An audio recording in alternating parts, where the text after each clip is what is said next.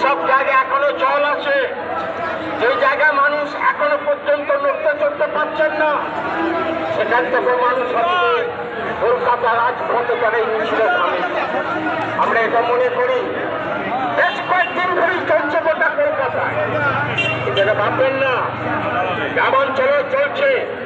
আজকে একটা মাস ধরে নানা কর্মসূচির মধ্য দিয়ে মানুষ সেখানে এগিয়ে আসছে এবং জেনে রাখবেন গ্রামের বারোটি তলায় কয়েকশো করে মহিলা মোমবাতি প্রদীপ নিয়ে জমায়েত হচ্ছে, একটাই স্লোগান, জীবন যাত্রী।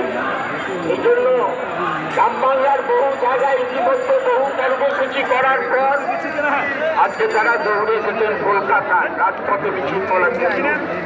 বন্ধুগণ, আমরাও চাই সিবিআই অত্যন্ত দ্রুত তদন্তের ব্যবস্থা করে দোষীদের শাস্তি ব্যবস্থা